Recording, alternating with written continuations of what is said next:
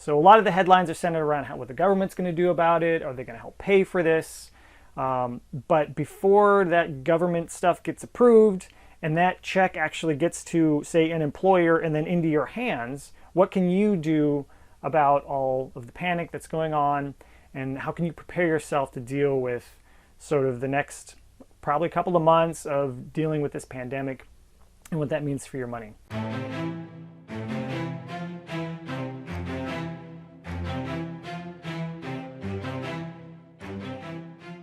I did reach out and asked, are you being personally impacted financially by the coronavirus? And I actually had a ton of people respond, and it was, some of it was heartbreaking. And I just want to give you some of the things that I'm hearing from real people on how this is affecting their personal budget, their personal finances, and their plans. The people that aren't affected currently are at least saying, I'm not going to spend as much, right? I need to pull back, at least for the next couple of weeks, and just sort of stop spending what I normally spend. So they're already feeling the pullback and understanding, hey, maybe I need to pull back on spending money right now.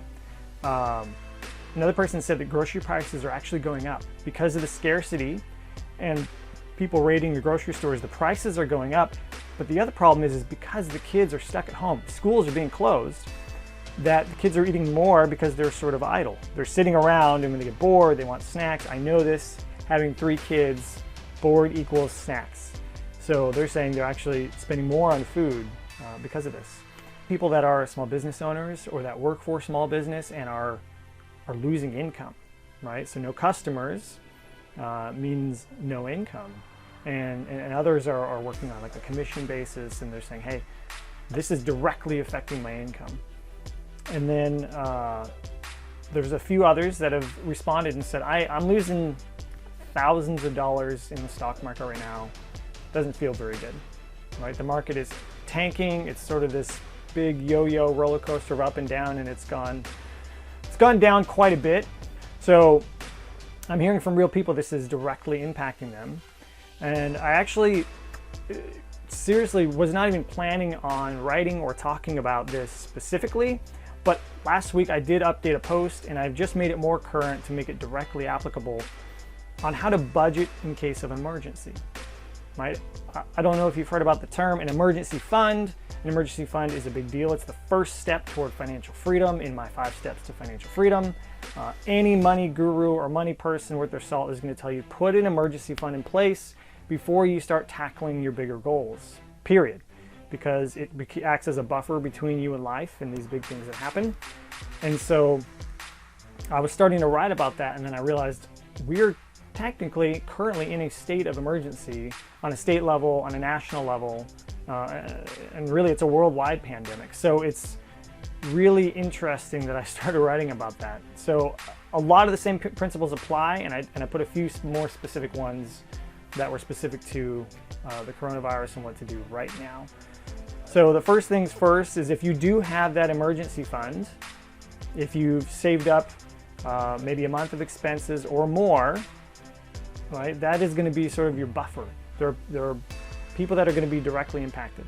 There are people going to have no income for 2 weeks or more, and there are actual jobs that possibly might go away or be shifted.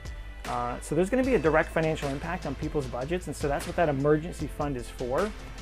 Most experts recommend 3 to 6 months. If things look really, really bad, I recommend stacking even more if possible. And don't worry, this is not about, oh, you should have had an emergency fund in place. We're not talking about that right now. I'm just saying this is what an emergency fund is for, is when there's a loss of income, right? So at 3 to 6 months of expenses put away, that would be a typical emergency fund. The problem with the emergency fund is a lot of people tell you to save it, but they never tell you how to spend it. So today I want to talk about that other side, right? So if you do have an emergency fund or funds in place, let's talk about how to actually spend that money carefully so it lasts longer. And so it's not just, oh, I have 6 months of expenses, it's going to last 6 months. It can actually go a little bit further than that with some careful planning. So I created the concept called the emergency budget back in 2013, and that was the post I was starting to update last week. And so I want to talk directly about how to manage your emergency budget and that you should probably start enacting that emergency budget now and sort of live like you're in a state of emergency if you see this affecting your personal life.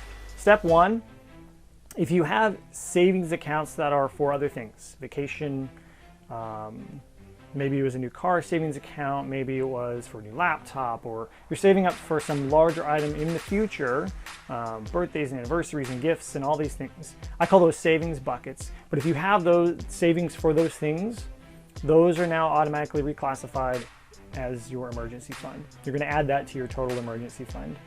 You don't need those things immediately, but you might need the cash immediately. So any cash you have saved for other large items, unless they are an absolute necessity over the next couple of months, I would say those savings buckets are now emergency fund money. So that's step one. And step two might take a little bit of work, but you should probably do this anyway, even if you weren't in a state of emergency. But go through and just cancel the subscriptions you don't need. We're in a society where everything's a subscription. Everything's $5 a month, $10 a month. And you've got Stitch Fix and BarkBox and HelloFresh, and you've got all of these subscription services that are just, I call it death by 1,000 needles, but if you're not paying attention, you could be losing over $100 a month to these small subscription services. Right now is not the time to be paying for those. So if you have subscriptions you do not need, a lot of these services let you pause them, right? For streaming services, for example, I don't recommend having more than two, right? You don't need Netflix, HBO, Disney Plus, Hulu, and sports, and blah, blah, blah, blah, blah, blah. Pick two and just narrow it down to those. Even if you just have to hit pause for a couple of months on those other ones, you need to free up that cash flow. So, and then there's also a service, it's called Ask Trim, and basically you plug in your bank account or your debit card or credit card where you have those subscriptions. It'll go find all those subscriptions for you and just give you a report. Hey, here's everything you're signed up for. Here's all your Apple Store money that's disappearing, and here's all your subscriptions that are happening. Now you have a list that you can go through and just lop all those off and cut them down until things kind of smooth over a bit. So that's step two. And then step three is, if we want to truly act like we're in a state of emergency here, or if you're enacting your emergency budget at this point, you're going to want to go through and just, it might seem time consuming, and just think of this as a temporary for now, but lower your fixed expenses, right? So things that you have to pay for, your housing, utilities, transportation, food, that kind of stuff, you're going to want to go through and just lower those things. So what I always recommend people do is you can make a phone call to places like your internet company, your cell phone company, and even your insurance, and you can shop that around. Or even if you don't call them directly, just shop those prices. You've probably been meaning to do it anyway, but go through and say, okay, am I paying too much for my cell phone plan? What are the competitors doing? Can I call my company and just say, hey, your competitor's doing X, I'm ready to leave unless you change my bill, or I'm ready to cancel, and then they can maybe help give you a discount, right? That could save, even saving $20 a month on your cell phone service is over $200 this year, right? Same thing with your internet bill. These places are always competing. I always say call Geico. Commercials are ridiculous, but we did save 15% or more on our car insurance by giving them a call. So give them a call. We saved hundreds over the year. So go through and just lower those fixed expenses. Now this one might seem a bit more tedious, but again, if you're at a loss of income, you're dealing with an emergency, you should act like it. And go through and just think about utility waste, right? Water, electricity, heating and cooling. Just be mindful of how you do those things. Like, I know it was really annoying as a kid, and our parents are like, shut the lights off. Like, totally super annoying, but do it, right? It's not hard. It's just a habit, and just go ahead and do that, right? Use less water when you can, and just be mindful. And even if that's just $20 to $50 a month savings, that's real money that you don't have to pay out while you don't have income, right? So, or potential of no income. And that's the other thing is don't just start doing these things when it hits the fan. Do these things now, like you're practicing for the quarantine or practicing for the financial impact that's going to happen in the economy, right? The fact that you might be without pay for a couple of weeks, or the fact that your company might reduce headcount, or the fact that you might be stuck at home for a month, right? Just plan on it now. And if you start living in that way now, you're already going to be used to it when it happens, right? So you're pulling back in these areas. It'll feel like sacrifice, but you know it's temporary, right? And there's going to be a really cool side effect that you're going to realize you don't actually need all the things that you think you need in your life. And when you pay attention and start pulling back in those areas and living on this emergency budget, you might not go back to your full-blown budget ever again because you realize it's actually not that bad. But that's just a side note as coming from a minimalist who lives in 300 square feet with my 3 kids. That's step 3. So basically any savings you have, you're gonna convert that to emergency fund.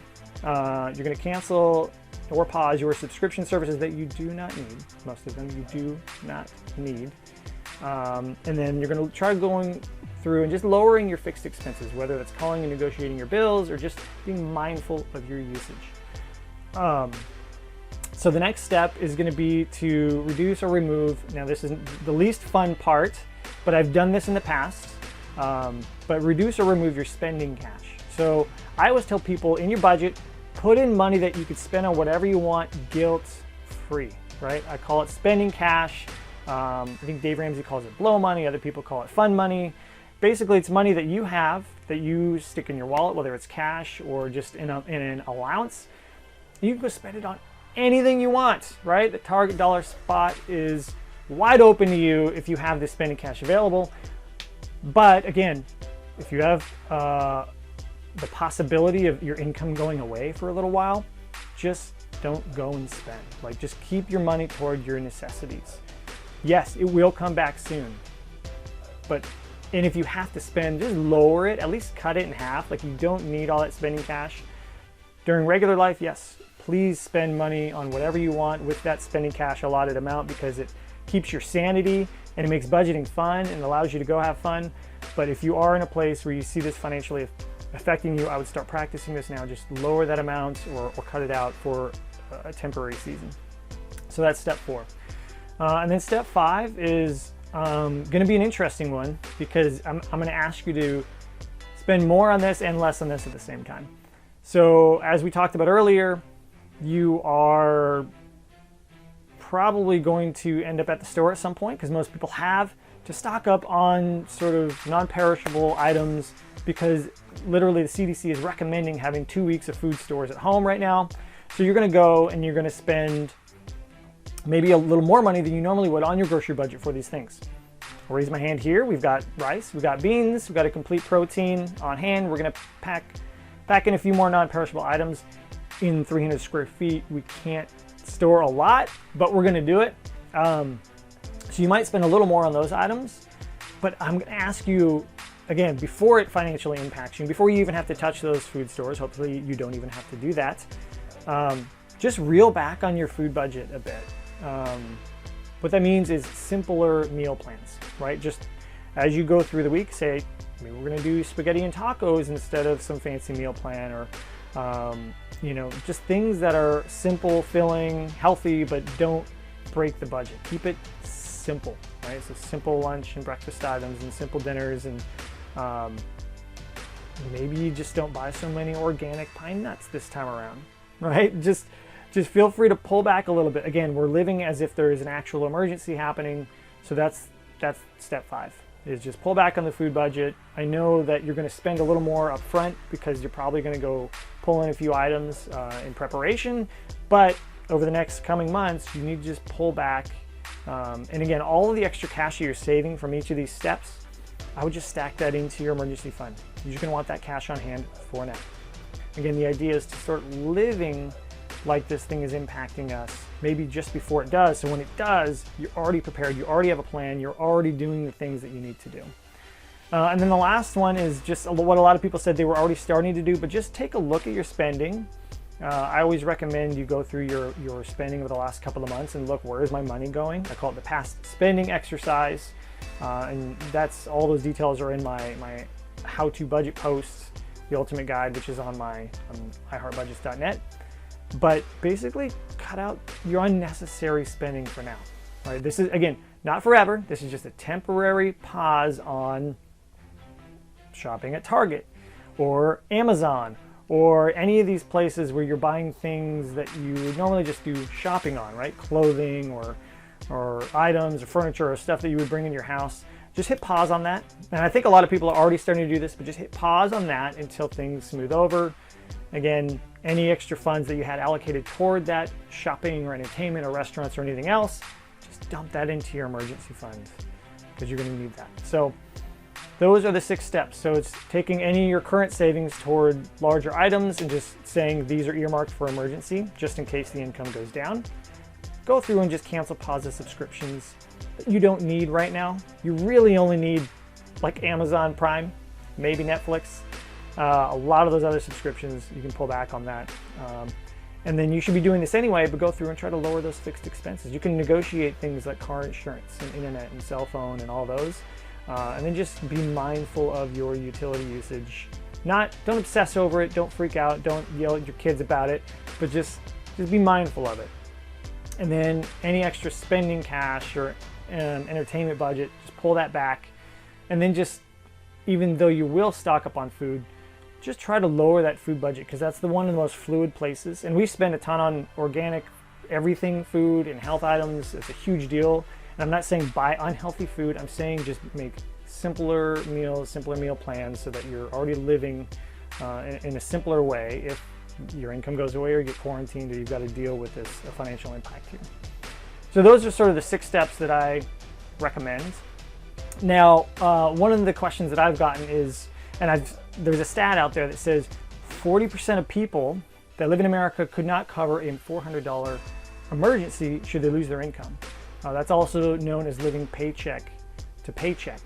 And so there's a lot of people out there that are hourly employees or that will not get sick pay, that don't have the benefits in place to pay for them. Again, if you look at all the headlines, the government is working on helping pay for people that don't have sick pay, right? Helping pay for people that couldn't normally work at home and that are asked to go home and they don't have income. The government is working on that, but before that process takes place and things are approved and then that money check gets sent to your employer and then the check gets sent to you, there might be a period of time there where you're like, I don't have an emergency fund. I also just lost my income for a couple of weeks. What do I do? So this is when you enact sort of the super emergency budget where you literally just pay for your necessities and that's it. And so your necessities are basically food, shelter, and utilities. Typically that includes transportation, but if quarantined, you're not going anywhere. So you need to make sure that you only pay for the things that you need to take care of your family. And so I put a quick example of what that would look like. So I would say you go in, and I've got just our budget template here.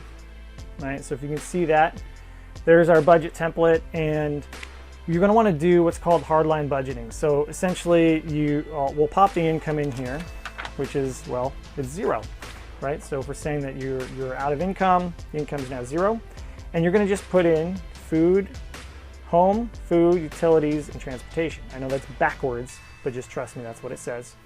And so those are the 4 things you really need to focus on, and transportation hopefully is 0 at that point too.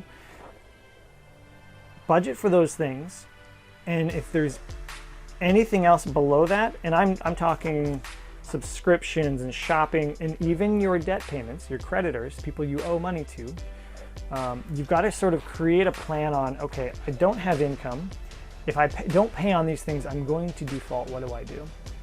So, I'm big fan of Dave Ramsey, and he's got a really great article on this. And in my article, I'll link to this. So if you go to my link in my bio and you check out the article there, I'll link to this. But the idea is, if you can't make the full payment, the minimum payment on a credit card or car loan or student loan, don't make no payment. Pay what you can. If you say, okay, I've got X available, I can at least send them a payment, then either contact them by phone or email and say, hey, I have no income, I'm quarantined, whatever that is, right? We're in this sort of state of emergency. I am paying you what I can. Please don't put me into default, right? And so you just need to do this for that payment to make sure that they're aware and they'll work with you. A lot of creditors and banks would rather get something in communication from you than absolutely nothing and have you disappear. Then they'll throw you right into default. But if you can work with them, a lot of them have forgiveness programs. Student loans have what's called income-based repayment. You can Google that, IBR. And so if you don't have income, you can contact the person with your student loan and say, hey, I need to move to an income-based repayment like ASAP because I don't have the income. So what can my payment plan look like?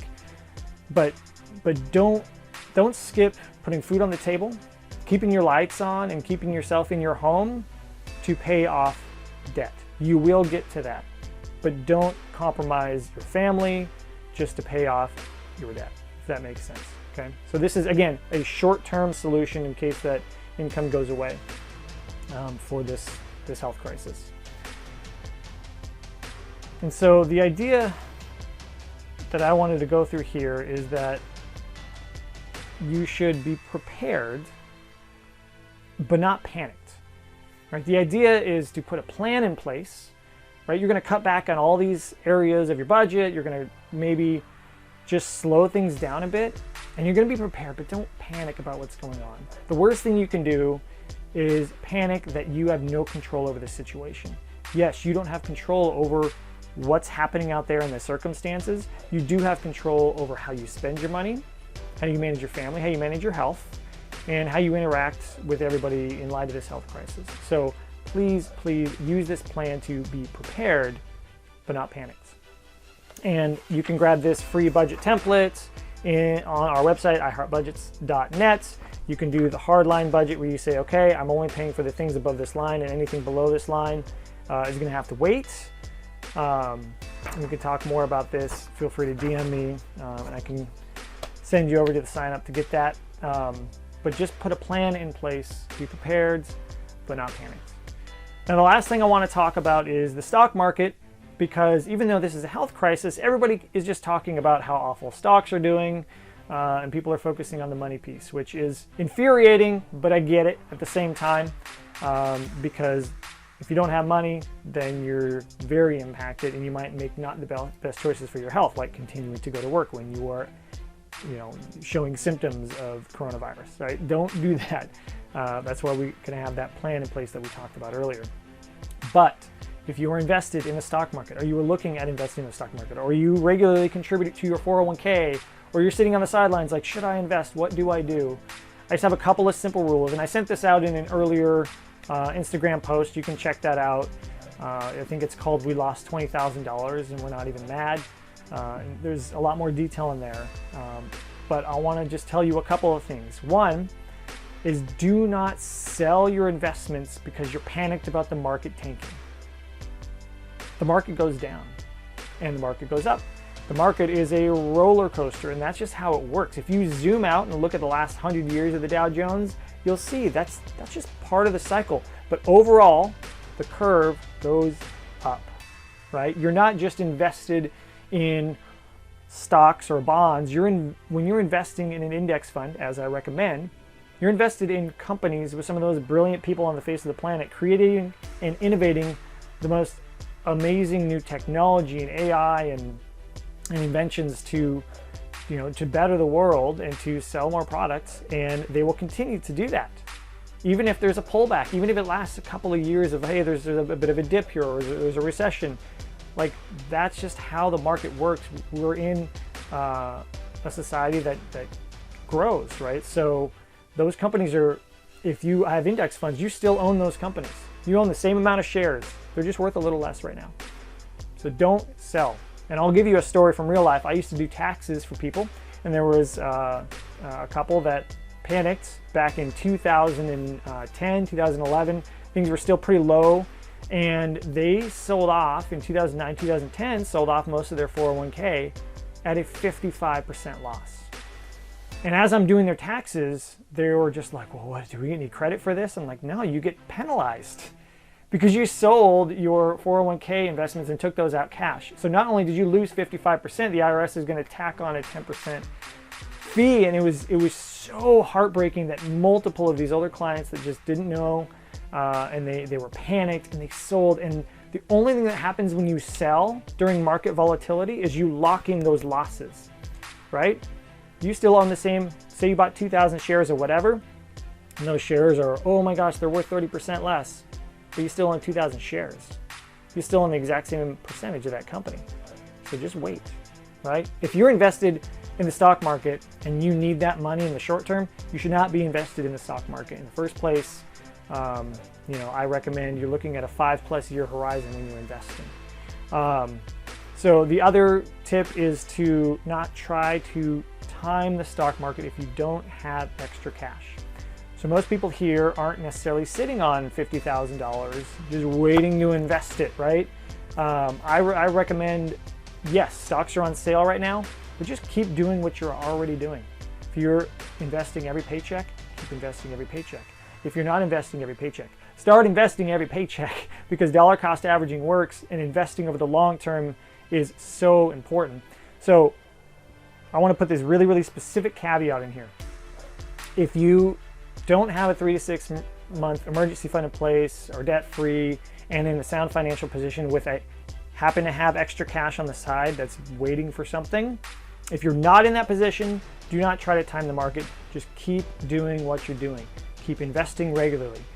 Back in 2008 when everything crashed, I got my first real job in 2009, so things were still pretty bad, and I put money in my 401k up to the match, all the way down and all the way back up. So that's called dollar cost averaging, which means you're going to buy at some lower prices and some higher ones, but don't try to time it. Now, if you do have an emergency fund in place and you do have a debt-free lifestyle and you've got extra cash on the side, yes, stocks are on sale. People are panicking, and those stocks are now valued maybe a little bit less than they should be, so that you can get some of those on sale and you can feel free to jump in. But I can't give any investing advice. You have to do what you're comfortable with. I'm just telling you sort of the facts that's going on in the market. Things are down. People are going to say, hey, the stocks are on sale, go invest. But you only do what you're comfortable with. Again, you need all of those other things in place. If you're not debt-free with a big emergency fund and extra cash, then just ignore that advice. Just keep doing what you're doing. You're in this for the long game. You're in this for the 30 years. You're not in this for the 3 years, okay? So that's my investing spiel. And I'll just say one last thing. Somebody asked about what about the toilet paper and hand sanitizer hoarding, right? So people are clearing shelves. I was even in the store yesterday and we needed toilet paper just on the regular, like not extra, and it was just destroyed. Luckily there was still some there, and then the hand sanitizer thing. So I'll say 2 things. One, just get enough toilet paper to last you 2 weeks, because that's what the CDC recommends. Just make sure you have that on hand. But you don't need 1,000 rolls of toilet paper, and honestly that's just kind of frustrating for other people that just need regular amounts of toilet paper. So please don't go hoard toilet paper. It is not going to be worth more money down the road, and if you're buying it to sell it right now at a higher price, then you're kind of a jerk. So don't do that, okay? And then as far as the hand sanitizer thing goes, I think that's great to continue to sanitize while you're out and about. But regular soap and hot water cleans better than hand sanitizer, period. Wash your hands. Sing happy birthday twice. Happy birthday to, right? Sing it twice. Say the ABCs twice while you're washing your hands. Scrub all the dang germs off. Just use general hygiene. You don't need to hoard tubs and gallons of hand sanitizer. You just need enough for when you're out and about. If you need to go get something, right? Don't hoard. That's ridiculous and short-sighted. So that's all I have to say about that. I won't go too long on that. But I hope this was helpful. I hope you realize that we're kind of in a very unique spot. Things feel a little weird. And so when there's uncertainty, just pull back and live on that emergency budget, not on your regular budget.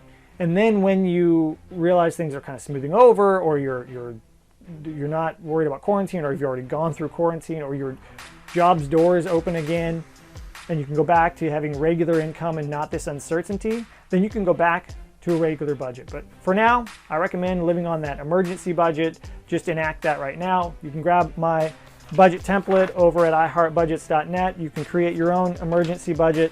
Thank you guys for joining. I really appreciate it, and hope you guys have a safe weekend.